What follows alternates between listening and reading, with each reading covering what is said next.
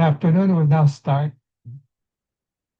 First of all, I'd like to welcome everybody to this pep talk this afternoon. Please mute yourself, but always show your video picture. Sign in your name, your Facebook account, or email address in the chat box.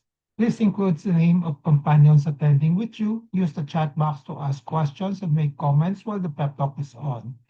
There will be group pictures at the start and end of the pep talk, so please show your faces in the video. Reminder after the pep talk is to take the online learning com evaluation test exercise for mastery of learning and have a perfect score to get the certificate like the one shown here. I have placed the link in the chat box. And then another reminder, obtaining 25 OLETE certificates will entitle one Menti to a free voucher for a RO hospital medical consultation, either face-to-face or telemedical.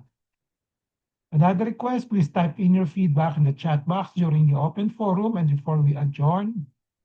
Let's now have a group picture taking before we start the pep talk proper in 2 minutes. Please turn on your video now and show your faces.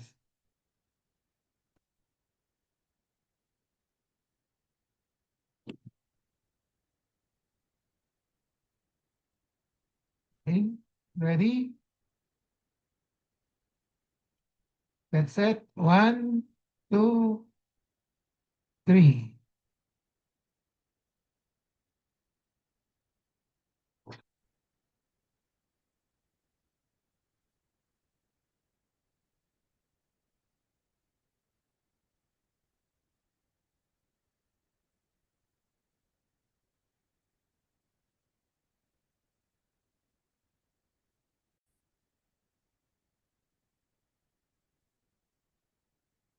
I have a patient empowerment program in which I like to empower the lay people or patients to take control in the management of their health. I started the pep talk on May 15, 2021 during the COVID-19 pandemic. There are 3 courses in the pep talk: the core course, the health disorder, and health issue courses. I have so far delivered at least 240 pep talks from May 15, 2021 to May 9, 2026 for a period of 5 years every Saturday, 2 to 3 p.m. And then May 16, last month, 2026 marks the start of year number 6. How long the pep talk will last will depend on our enthusiasm, discipline, and perseverance. My pep talk today is entitled, Which Physician to Consult When You Have a Health Problem? The empowerment objective is for the lay people to have a basic understanding on which physician to consult when there is a health concern in their health management. So this particular talk will be part of the modules under navigating healthcare services. The contents of this pep talk will be the following. I'll be defining first the sum of the terms in the title, physician, consult, and health concern. And then I'll go to the main topic, which is which physicians to consult when you have a health concern. Disclaimer, the R.O. Hawson pep talk contains the R.O. Hawson thoughts, perceptions, opinions, and recommendations, or TPORs, culled from the experiences of R.O. Hawson and writings of other health professionals. So first definition of terms. When we talk about physician, let's define it as somebody, a person who is legally qualified or certified to practice medicine, or a doctor of medicine, maybe a general practitioner or a specialist. I'll expound on this later on. And then consult, when you talk about consult with a physician, this refers to a structured conversation where a physician listens to the patient's health concerns as he gathers information through questions and examinations, the physical exam, and then works with the patients to form a diagnosis and a plan of management. So the consultation may be in the mode of face-to-face or telemedical or online. When you talk about health concern as part of the one of the other term, the title, so this refers to a health-related issue, symptoms, findings, risks, questions, or any worry that prompts a person to seek advice, reassurance, evaluations, or treatment with the physicians. Again, I'll expound on this later on. This is just for a starter, the definition of health concern. So which physician to consult when you have a health concern? So which physician to consult when you have a health concern and you need to consult? Okay, so this is the assumption that you need to consult. Because last time we talked about there are occasions in which you don't need to consult a physician. So, okay, just as a review for the last during the last pep talk, remember you don't always have to consult a physician for every minor symptoms. You need not consult a physician for every symptoms, discomfort, or health-related questions, especially when this condition is minor, self-limiting, kusang nawawala, at improving. If your symptoms is mild and you're familiar with it and something you have safely managed at home before, it is usually safe to wait for a few days to see if it improves. So you don't have to see a doctor right away. So however, if a minor symptom lingers, nagpe-persist for more than a week or progressively worsen, nagiging malala, then that is your cue to upgrade it from a self-management to a professional opinion. That is to consult a physician. So let's now focus on the which physicians to consult when you have a health concern and you need to consult. So the basic question is, it depends on the type of health concern and the urgency of that health concern.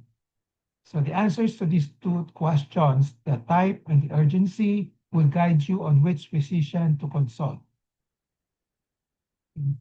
So, but before we go any further, let's let's define first what is health concern. A health concern is any symptom, sign, or condition, or question or worry about one's health that causes a person to seek information, monitoring, or medical attention. A health concern is a broad term that includes both types. One, may mga the so-called objective problems. Yung kitang-kita, yun very obvious. Okay? So examples will be a breast lump, fever, mataas ang temperature, weight loss, and chest pain, and high blood pressure. So the other type of mga symptoms that will be under health concern will be the subjective worries or uncertainties. So yung mga hindi nakikita na not very obvious. Okay? Examples will be a fear that a symptom might indicate cancer, natatakot lang mo kayo, then concern about the family history of the disease, then questions about medication side effects. Okay, so we can divide health concern into objective problems and subjective worries, which all of us have experienced before. So again, these are some terms which related to health concerns which may guide you on which physicians to consult. When you talk about health concern, it's a broad issue or worry related to health. Now, when you talk about symptoms, this is defined as a subjective experience. Example, yung mga nararamdaman ninyo, a pain, dizziness, these are all called symptoms. It's a sign when it's an objective findings. So, pag nakikita ninyo yung rash, yung may temperature na mataas, which is fever, so that's a sign. A disease, if you know of a particular disease, case, so disease means a diagnosed medical condition. Okay.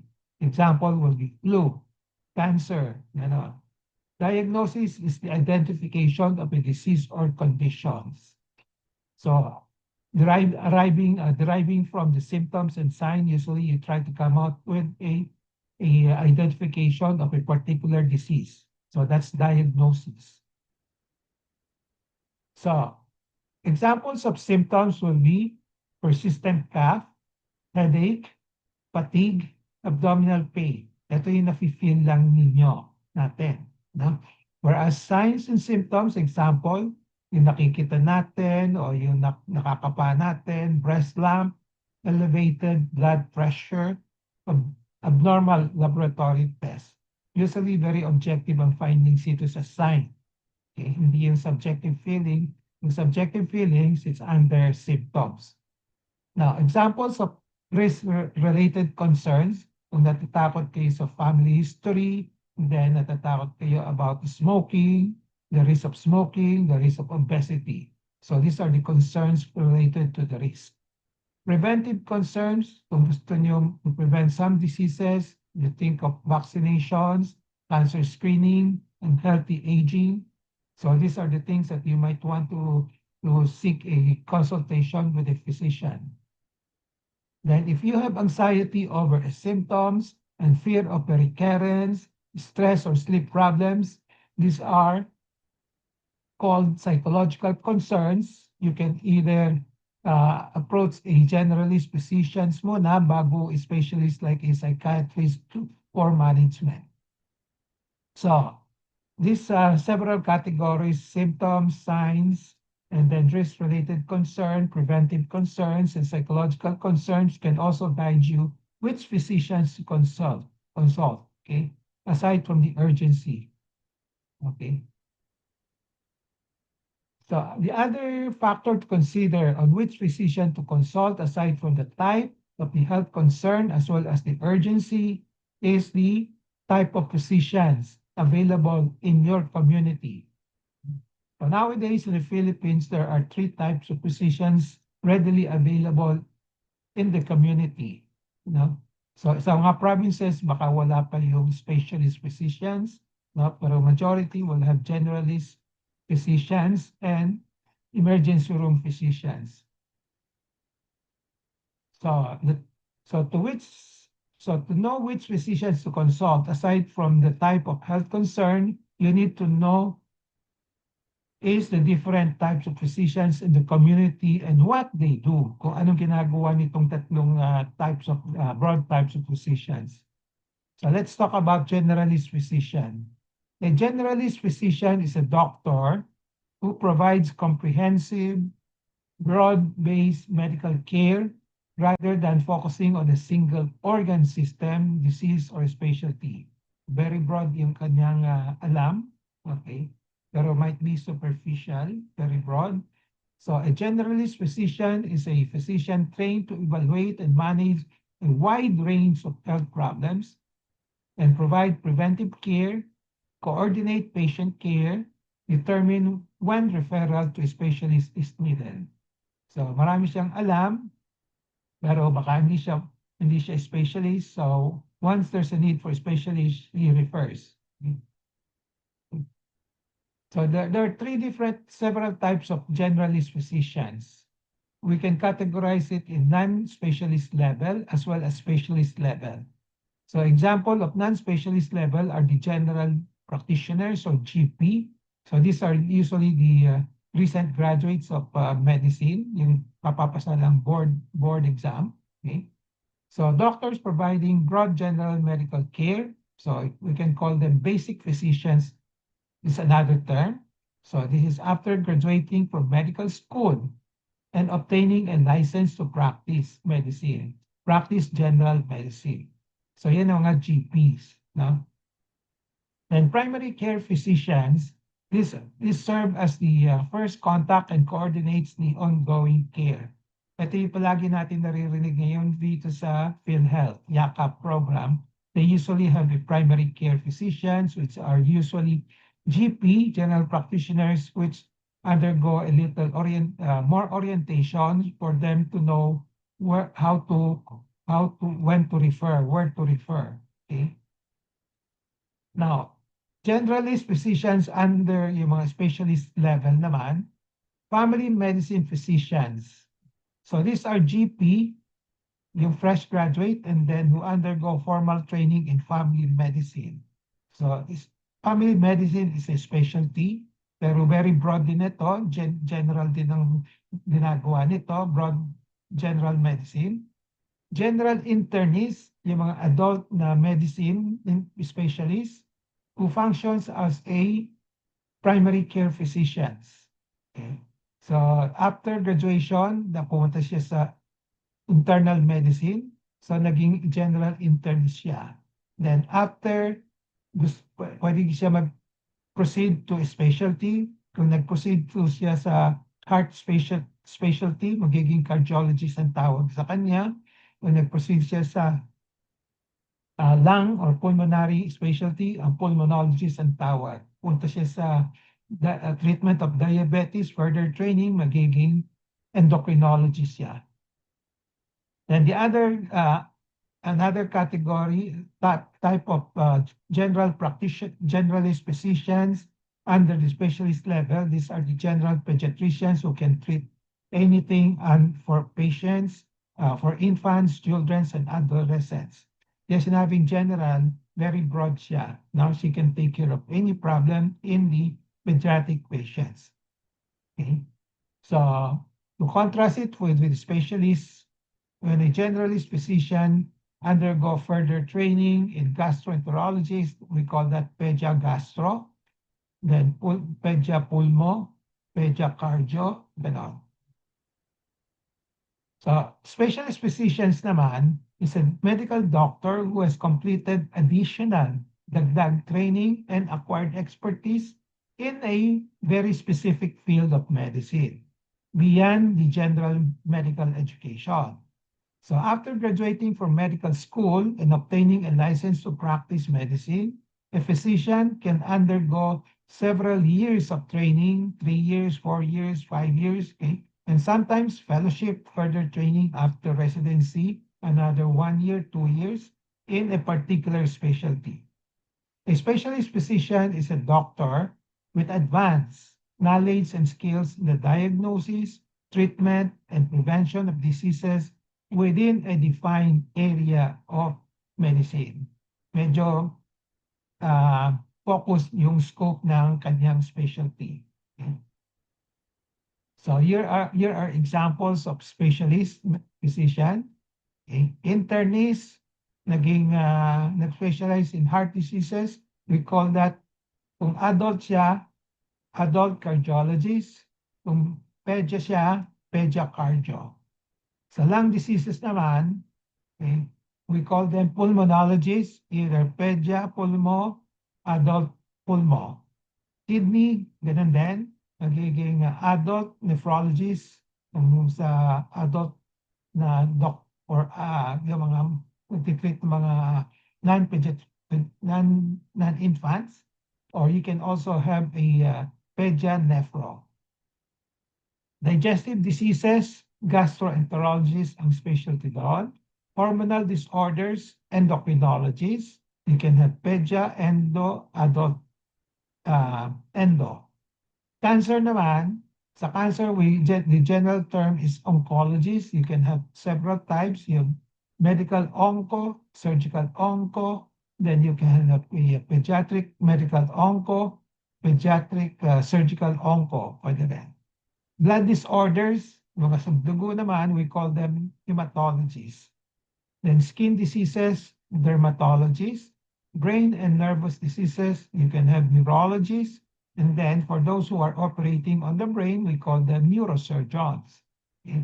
Mental health disorder, you have psychiatrists. Again, you have adult psychiatrists and pediatric psychiatrists.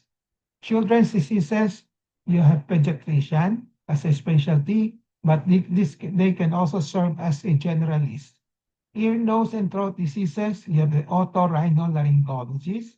Then in general diseases requiring surgery, we call them surgeon. So among the different types of surgeons, marami din yan. No? So you have the general surgeons, you have the colorectal surgeons, you have the thoracic surgeons, you have the neurosurgeons, you have the plastic surgeons, etc., etc. So marami. So the basic differences between a generalist physician and specialist physicians are the following. So sa generalist physician, ang practice niya is broad, very broad in scope, no? And then di naka-focus in one field. Whereas the specialist physician, narrow and focused areas of special expertise. Example, generalist physician would be GP, and then ito, pag naging specialist, nag-specialize siya sa cardio, So, cardiologist ang tawag sa kanya. Then the other differences are the generalist physician usually manages common health concerns, lahat, broad, no? And then sa specialist naman, they handle specific diseases, organ, depending on their specialty. Then generalist physician provides general, preventive, continuing care. Dito naman specialists, they provide focused expert care. Then, for generalist physicians in which they cannot handle everything, they coordinate referral. Minamanage pa rin ang pasyente, but parang coordinator sila. But in case there's a need for referral to a specialist, they coordinate. No? Yung specialist physicians naman are the ones receiving the referrals. Now let's go to the emergency room physicians. I added this one as a third category because this is a reality now in the Philippines. So an emergency room physicians is also called emergency medicine physicians. Is a doctor especially trained to evaluate, diagnose, stabilize, and treat patients with acute illnesses and injuries that require immediate medical attention. An emergency room physician is a physician who provides urgent and emergency medical care to patients presenting with sudden illness, injury, potentially life-threatening conditions, the emergency department. So emergency room physicians are usually seen in hospital setting. So there's an emergency room ng hospital. There are nowadays, hindi pa naman lahat, meron mga doctors na train in really doing emergency room medicine lang. Okay? Yung mga hospitals, yung mga sa probinsya, may mga emergency rooms, wala pang ganong specialty, so they can hire yung mga general practitioners to serve as emergency room physicians. Okay? So that's why I put a note here. Emergency room physicians can also include any kind of physicians who man the emergency room of a hospital. So kung walang yung specialty na emergency room, emergency medicine physicians, in-hire ng hospital, yung mga GPs, yung mga physicians who want to work to earn a living in the emergency room. So he or she may not have formal training in emergency medicine. For example, will be the general and basic physicians can serve as emergency room physicians. So usually yung mga bagong graduate, wala pang masyadong trabaho, wala pang so not going to specialty yet, they can do some moonlighting in the emergency rooms of hospitals na walang emergency room physicians. So general guide on which patients to consult. So consider all of these factors. Number one, the type of symptoms. Number two, the urgency of symptoms. Number three, knowledge of possible organ system problem or diagnosis. So dapat may inkling din kayo through patient empowerment program, may alam kayo baka ito sakit ng ano, then you know which physician to consult. Then the types of physician in the community, kung sino yung generalist, kung sino yung specialist, kung sino yung emergency room physicians, okay. Knowledge of expertise of the different types of physicians, the presence of a family physician to consult and to guide. Importante ito, no? Okay, if you have a family physician, okay, it will lessen your burden on which physician to choose. Kasi tutulungan mo kayo to decide which one, saan kayo pupunta. Then, of course, if you don't have a family physician, but you have a physician na kilalang-kilala ninyo, physician of choice, trusted, you can always see him. Or if you have a concern that related to his specialty, pwede niyo puntahan. Ganun din sa hospital, maraming masyadong hospital. Kung meron kayong trusted hospital, pili lang ang isang hospital na pupuntahan ninyo. So general advice that I can give, number one is have a personal medical advisor or a family doctor whom you can seek advice anytime on which physicians to consult for a health concern you may have. I have to tell you, it's not easy to decide which doctors to see. especially nowadays, maraming specialties, maraming specialists, no? So have a medical advisor or a doctor. Okay. So when you say family doctor, kahit na specialist can also be a family doctor kung di niya kaya yung health concern ng isa, yung pasyente niya, he can always advise you where to go. Number two advice is to always have a constant medical advisor whom you can contact anytime to advise you whether you need to go to emergency room or not. Kasi kadalasan, hindi niyo alam kung pupunta ba ako sa emergency room or not. No? Okay. So, and then, kung pumunta naman kayo, if you make the, I'm not saying wrong decision, pumunta kayo, minsan, malaking magagastos ninyo, baka hindi man kailangan pumunta. So, if you have a medical advisor whom you can contact through telemedical or by phone or by face-to-face, no, mag-guide sa inyo, kailangan ba pumunta sa hospital o pwede nang gamutin sa bahay o kaya outpatient na lang. No? So very important, this is an important advice, have a medical advisor. If you don't have a family doctor or a medical advisor, kung meron kayong symptoms na kailangan pumunta na sa isang doktor, the advice is to go to a generalist physician first, especially if you don't know, you're not sure of the nature of the medical conditions that you have, and you know that there is a specialist for your medical condition, hindi rin alam which one, and you want efficiency, okay? Wala kayong alam, no? So go for a generalist physician muna. Okay? The best is really if you know kung anong sakit ninyo at kung alam mo may isang specialist na gumagamot doon, puntahan na lang yung specialist kung kilala ho ninyo, no? Okay, at trusted ninyo. Kasi para hindi na, it saves you a lot of time. Kasi kung pagpunta kayo sa generalist, baka papasan mo kayo sa specialist. Okay? So less turn around time, and then greater expertise ang makukuha niyo sa specialist. And then at times, cost is also a factor. Kasi baka madoble yung gastos ninyo. If you go to a generalist and then specialist, madodoble yung gastos ninyo. No? But if you don't know of kung di nyo kabisado kung anong sakit ninyo at wala kayong kilalang doktor, no? The best thing to do is just go to a generalist physician. Go to a generalist physician if you don't know the nature of your medical condition. So mas maganda nga kung meron sa patient empowerment program, meron kayong inkling of what disease that you may have. Okay? So the generalist physicians will guide you when to see a specialist physician and which one kung nakita na kayo. Okay. Go to a generalist physician if you think the nature of your medical condition can be adequately handled by a generalist physician. So yung mga cough, colds, pwede na doon. No? Okay.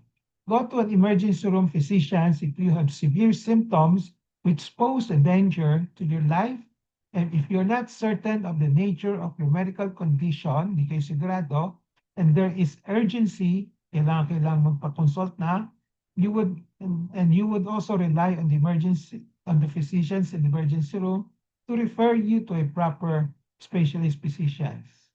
Again, kung meron kayong severe symptoms, wala kayong kilalang doktor, which you cannot contact, whether you need to have emergency room admissions, punta na lang kayo sa emergency room, saka na lang kayo matulungan kung ma-identify kung anong disease ninyo at kung kailangan ng specialist, sila na magre-refer. No? But the best scenario is that, number one, meron kayong inkling of your disease, whether it's urgent, emergency, or not urgent. Number two, kung meron kayong kilalang doktor, no? Tanungin niyo muna. No? Kung wala kayong choice but to go to the emergency room. Now, the other advice is to read on common medical conditions as part of your patient empowerment program so that you will be familiar with them, and once they arise, you know when. Kung kailan kayo pupunta sa doktor and which physicians to consult. Be constantly familiar with the different types of physicians in your community and what they do for their expertise. So ngayon, nowadays, ang daming specialist ngayon, no? Nakakalito, no? So try to read on them, no? And see what they usually do.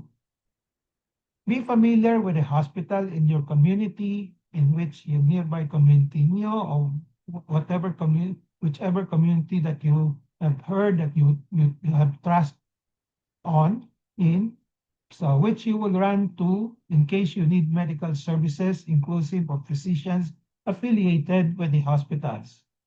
So hindi lang yung hospitals na alam ninyo, na trusted, but also the doctors. Kung majority of doctors na have good reputations, yun na lang piliin ninyo. Then have a networking of friends who can also advise in which physicians to consult for a health concern that you may have. Importante yung mga kaibigan ninyo, mga relatives who can also tell you which physicians to go. So general guide on which physicians to consult as an illustrations. So there's an adult with non-emergency headache needing to consult a physician. So the question is, which physician to consult? So ito pinag-iisipan ng pasyente, these relatives, pupunta ba ako sa generalist physician? Okay. Kung generalist physician, sino? General practitioner or general internist? Or pupunta ba ako sa isang specialist physician? And which one? Neurologist or neurosurgeon? Kasi headache to, head, no? Or go to see a family physician. Kung may family physicians, go to see a family physicians. So my advice are the following. Walang hard and fast guidelines lang ito. If you have a family physician, sabi ko importante meron kayong family physician, consult him and her first right away. If you don't have a family physician, and if you don't know kasi headache yan, usually teritoryo ng neurologist, specialty ng neurologist or neurosurgeon. So kung hindi nyo kilala, wala kayong kilala neurologist or neurosurgeon, you can start with a generalist physician. Now, if there is a need to see a specialist physician, you can either go to a neurologist or neurosurgeon. Kung may kilala kayong neurosurgeon, puntahan ninyo. Hindi ibig sabihin, kahit na neurosurgeon siya, operahan kayo. Kung hindi kailangan operahan, sasabihin sa inyo, hindi kailangan operahan, gamot lang. No? Okay, rest lang. So, if the diagnosis needs an operation, kung sa palagay nyo, let's say stroke, o kaya meron kang headache kita, no? Headache. So, hindi yung mga trauma, kung especially mga trauma to the brain, usually neurosurgeon kagad yun, no? Pero kung headache na walang trauma, pero baka may stroke, you can see usually neurologist mo na, then neurosurgeon. Pero kung may kilala kay neurosurgeon, pwedeng diretso na sa neurosurgeon. Now, another situation, an adult with emergency headache. This time, emergency headache. Emergency headache means severe one with probable stroke. Baka may stroke kayo, needing to consult a physician. Which physician to consult? So you have these choices: emergency room physicians, neurologist, neurosurgeon, or family physicians. Okay. So again, the advice is if you have a family physician, consult him, her first as quickly as possible. Then if you have a trusted neurologist or neurosurgeon, consult him or her right away. If you don't have a family physician and you don't know any neurologist or neurosurgeon, go to the emergency room na. Okay. So titingnan na kayo ng emergency room physicians doon. No? Yung hospital na gusto ninyo of choice. Then another example, illustration, adult female with a concern of a breast mass needing to consult a physician. So which physician to consult? Generalist physician, either general practitioner or general internist, specialist physician, like general surgeons or breast surgeons, or family physicians. Again, if you have a family physician, consult him or first. him or her first. Then if you don't have a family physician and you don't know a general surgeon or breast specialist, start with a generalist physician. Kasi ito yung breast mass, usually teritoryo ng specialty ng general surgeons and breast surgeon, hindi OBGYN. No? Okay. Kadalasan, yung mga pasyente na breast mass pupunta sa OBGYN kasi hindi nila alam yung general surgeons ang may hawak doon, na may training doon. Okay? Yung iba naman, pupunta sa medical onco, hindi rin tama ho yun, no? Just the the best person to see you as initially now will be a general surgeon or a breast surgeon. So, hindi ibig sabihin na surgeon sila, operahan kayo. Pag hindi kailangan operahan, hindi kayo operahan. Okay? But kung kailangan kayo operahan, pwede na. Tapos ipapayo kayo. So if there's a need to see a specialist physician, go either to a general surgeon and general surgeon. Yung general surgeon have training in breast surgery.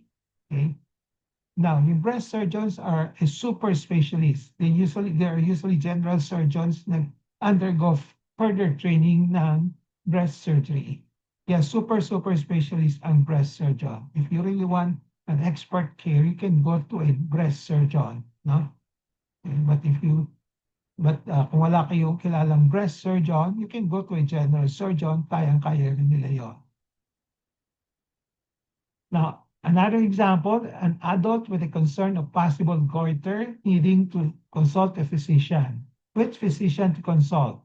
So choices are generalist physician, general practitioner, or general internist, specialist physician, either endocrinologist or general surgeon or ENT, and family medicine. So these are your choices. Saan kayo pupunta?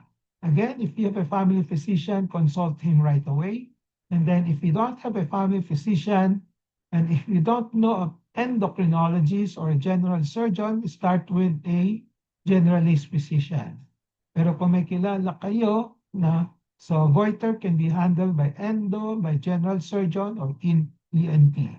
So kung may kilala kayo doon, among which one of them, puntahan na lang ninyo.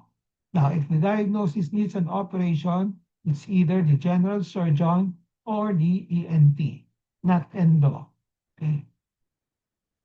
Again, just to repeat the general factors and considerations in choosing which physicians to consult, the type of symptoms, okay, the urgency of the symptoms. Kung urgent na urgent, wala kayong kilala, then you have no choice but to go to the emergency room, physicians, or emergency rooms of hospitals.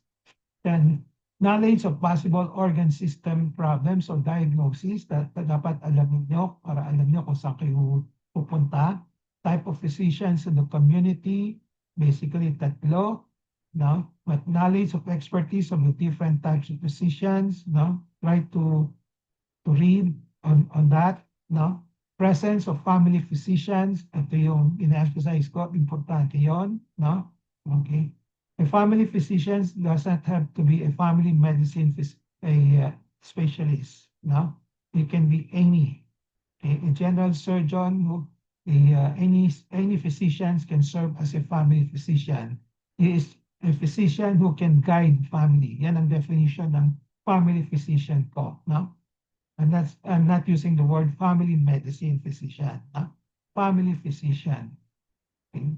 Doktor ng family. No? Whatever be his specialties. Then physician of choice, try to make a friend or select a physician that you trust. No? And then, pag kilala ninyo, whatever be his specialties, humingi kayo ng tulong for yung mga advices, where to go. No?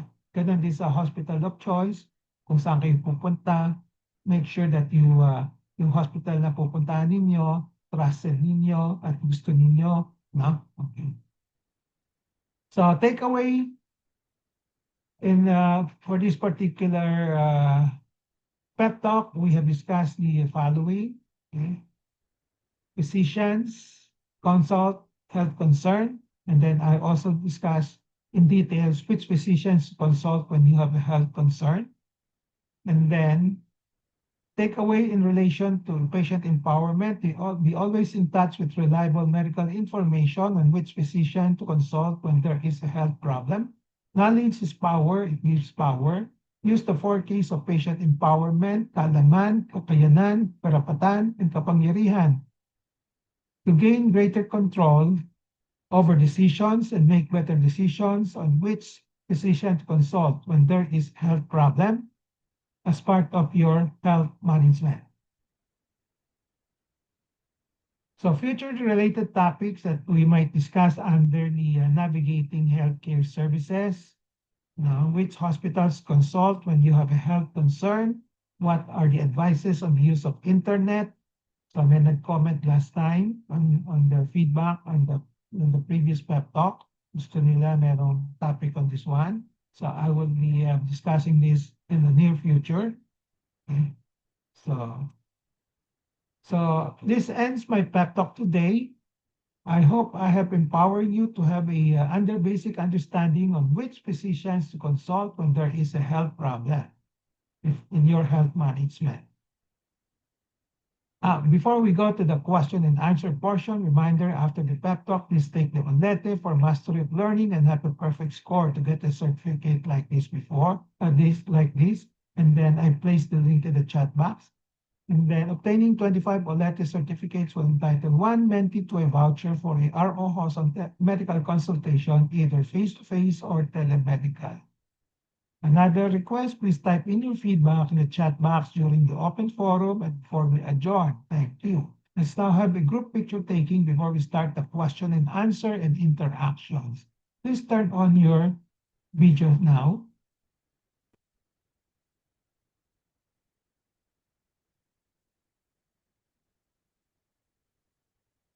Okay. Show your faces. Ready? Ready? 1, 2, 1, 2, 1, 2, 3.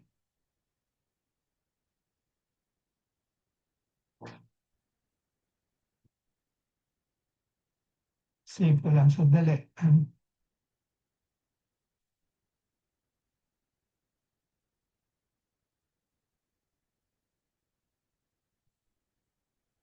Okay. The floor is now open for questions that you may have, comments, suggestions, pre-consultations, pwede. Okay. Sharing of experiences, pwede rin. Okay. I encourage that. Okay. Any questions?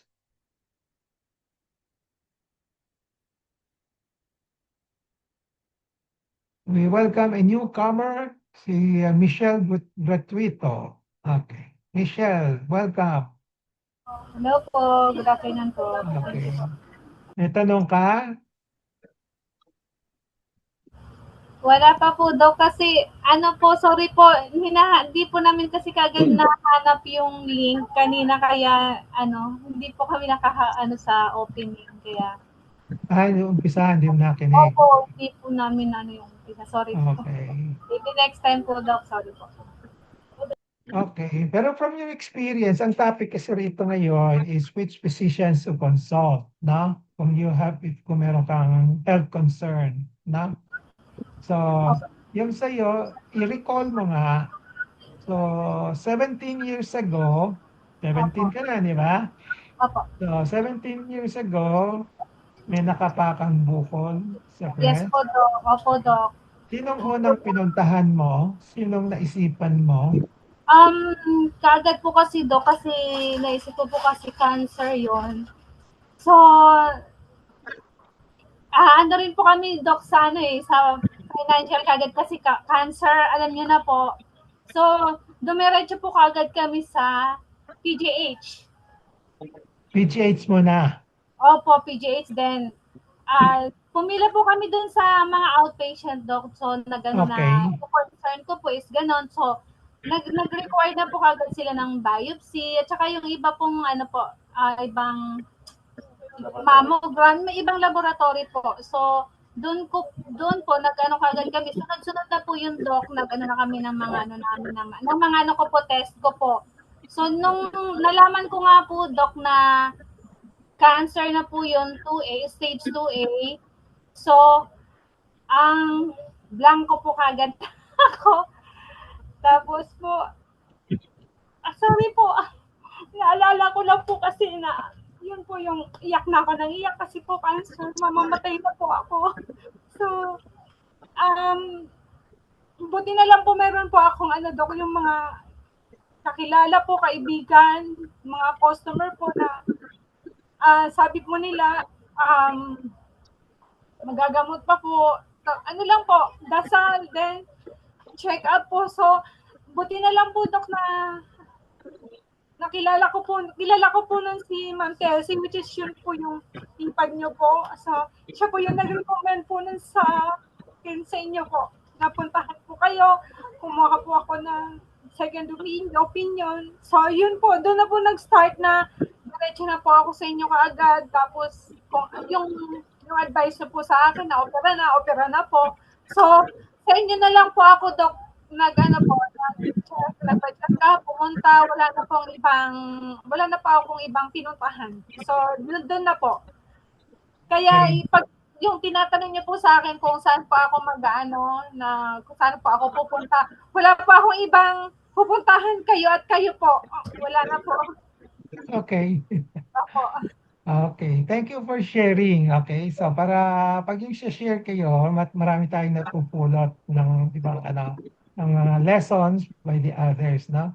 So, number one lessons here, okay, pumunta kayo ng PGH, di ba? Because of a breast mass, no? So, pero hindi niyo alam kung sinong titingin sa inyo kasi government yon, no? Okay. In contrast to pag pumunta kayo sa private, saan kayo pupunta? So, minsan, magtatanong kayo, di ba? So, yung sa PGH, baka sa outpatient kayo pumunta muna, meron tinatawag na triads, may magtatanong, anong problema ho ninyo, di ba? So, nung sinabi mong breast, so dinirect ka na doon sa sa surgery, di ba? Sa breast clinic, no? Okay, ganon. No. Kung sa private hospital, iba yung sistema, no? No? Kung wala kayong kilala, pupunta kayo doon, sasabihin ko, kung tatanong kayo sa information, sino ba tumitingin ng breast mask? Ganon, di ba? Okay. So, hindi mo, minsan, yung mga, yung mga tao sa information, no? Hindi alam, no? Kung anong gagawin. So, minsan, kasi private ito, kung minsan may mga may mga paboritong doktor sila, di ba? Okay. So, baka hindi ka papunta kagad sa isang surgeon na yung specialista sa breast. Baka papunta ka po na sa OB, papunta ka pa sa ibang general practitioners, ganun, iba-iba, no? Okay? So, yan ang possibility, no? Okay. So, the best scenario sa private hospital, kung may breast problem ka, alam ng tao sa information, saan ka ituturo, no? Kung saan pupunta, no? So, it's easy. Kung may breast clinic, maraming hospital nagpapatayo ng mga breast clinic ngayon, no? So, pwedeng punta kayo dun sa breast clinic, no? Okay? Or kung hindi, pupuntahin kayo sa dapat general surgeon or breast surgeon ang papunta, no? I-refer, no? Okay? So, pero kung may kilala kayo naman, no? Isang senaryo, may kilala kayong breast surgeon, sabi mo, kilala mo yung anak ko, pupuntahan na niyo kagad siya, di ba? Ganon. Okay, diretso na. No? Okay. So, yung iba, dumadaan pa ng iba kasi hindi nila alam. Marami rin dumadaan pa rin sa OB, di ba?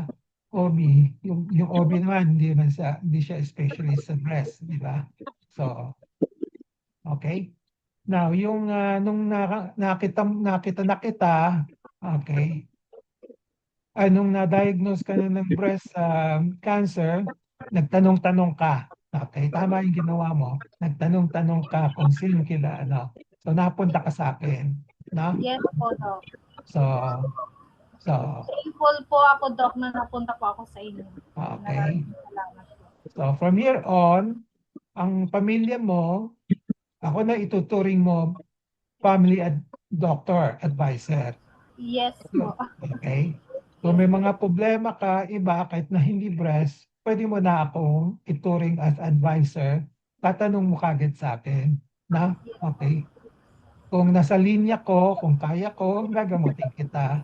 Kung hindi, ako mag-a-advise sa iyo. Ha? Saan ka pupunta? Na? Yes po, Okay? Doc. Yes po. Uh, Salamat so, po. so that's an example of an application of what we talk about this afternoon. No? So any more questions? Any comments? Anybody who wants to share their experience? Kung saan kayo napunta at first, ano? Ano yung mga dilemma ninyo? Si Perla, Perla, marami kang concern kung saan ka napupunta. Ay, ask ko lang, ang mga OB gynecologist ay hindi ba sila considered as a specialist doctor? Specialist din sila. O, Parang wala doon sa nilagay nyo. ah, mahaba, hindi ko na malagay. Mahaba. Akala ko yun lang i-present nyo, yung mga specialist doctor. And hindi. Specialist kasi bago kasi sila maging OB, obstetrician or gynecologist, nag-ano mo na sila, general medicine mo na, 'di ba? Kukuha sila ng 5 years ng general medicine, then kukuha sila ng PRC, no? Philippine Regulation Commission na license to practice medicine. And after that, they apply for a residency program, na specialty program in OBGYN. That's about 4 to 5 years. No? Okay. So, after 4 to 5 years, gusto pa nila mag-specialties, may tinatawag na gynae-onco, no? So, another 2 years yon, no? Magte-train sila, guys. Ang tawag doon, specialist ang OBGYN, and then yung gynae-onco, you can just call them as subspecialist or super specialist. No? Oncologist din sila. Oo. Kasi meron din mga yung mga obstetricians na nag-specialize sa yung mga infertility, no? So, ibang grupo 'yon, di ba? So, reproductive, RAREI ito, reproductive, endocrine, and infertility, gano'n, na iba-iba. Then may trophoblastic disease. Maraming subspecialty yung OBGYN, na? Meron pang infectious. Meron pang Thank you, infection. Doc. Meron pang yung mga ultrasound, transvaginal ultrasound. Yung mga nag-ultrasound, mga ano ba yun? Oo, nag-specialize sila doon. No? China. So, iba-iba. Ang dami, di ba? So, ang question ngayon, sige, ang challenge niyo, let's say, kung kailangan mo ng transvaginal ultrasound, sinong pupuntahan mo? Kasi ang radiologist gumagawa ng ultrasound also. No? Or pupuntahan mo na yung OBGYN na nag-specialize sa transvaginal ultrasound. Sinong pupuntahan mo? Yung mga nagbabasa, doktor, mga radiologist, mga doktor din po ba yun? Doktor din yon. Doktor din yon. Okay? Akala ko mga technician ng mga yun eh. Doktor. Initially, technician gumagawa. Pero yung official reading, doktor ang nagbabasa noon. Doktor. Mga result, mga ultrasound, mga x-ray. Yeah. Pero hindi sila, kasi ang kaibahan ng OBGYN na nag-ultrasound, meron, linya nila yung uterus, di ba? Yung ultrasound. Yung mga radiologists, hindi specialty nila yon. Malawak sila, parang broad sila. So, pwede sila mag-ultrasound sa thyroid, pwede mag-ultrasound sa abdomen, hindi nakafocus, no? Okay. So yung specialty talaga ng OBGYN na ultrasonographer, yan lang ginagawa nila. Talagang nakafocus. O sa Kaya, babae, mga sakit ng babae. So kung marami silang ginagawa at over the years, palagi lang ginagawa yon, mas expert na sila kaysa dun sa radiologist na ultrasound. Ganon. Kaya pag theoretically, kung pipili ka, mas maganda na rin ang pipiliin mo yung OBGYN na nag-ultrasound. No? Okay. Pero siyempre may kapalit. Kung minsan depende sa kaya mo rin. Kung minsan yung gastos, di ba? Okay, doctor, thank you. Okay. So we also have to factor in the cost para, no? So minsan, on general, mas mahal yung specialist kaysa yung generalist. No? Okay. Okay. Okay. Any more? Thank you po.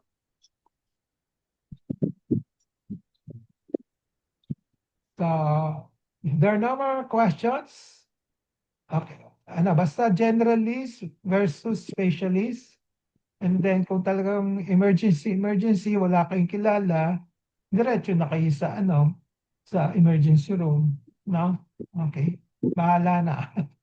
Okay. Pero mas maganda kung may kilala kayong family med, no?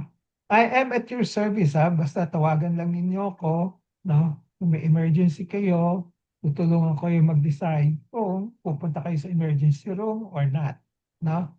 Okay. So, huwag kayo basta-basta papasok sa emergency room.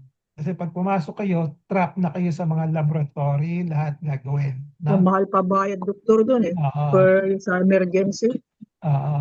Lahat gagawin. No? Hindi kayo makakatakas na doon sa mga gastos. No? Okay. And then kung kahit na hindi emergency room, kahit na other than yung mga breast, thyroid specialties ko, you can ask me. No? I can give you advice. No? Okay? So if there are no more questions, let's call it a day. We'll see each other next week. Ang pag-uusapan natin next week ay which one to choose in turn yung mga conventional, kasi marami dyan mga alternative medicine, di ba? Maraming doktor na alternative medicine. So i-discuss ko yun, alternative medicines or conventional medicine. Kung saan tayo pupunta. Na? Okay? So, if there are no more questions, we'll call it a day. Meron pa? May tanong? Wala na. Wala na. Okay. Thank you, doctor. Happy Father's Day. Oo nga, no? Today ba yun? Bukas. Bukas, doctor. Father. Okay. Third Sunday of June. Okay. Okay. Nakalimutan ko na. Okay. Okay. Bye-bye. Thank you Bye-bye, po. Thank you po, Doc. Have a nice weekend. Thank you, Doc. Happy Bye-bye. Father's Day po. Thank Happy you. Father's Day. Hi. Hi, Jeng. Carla. Bye-bye po.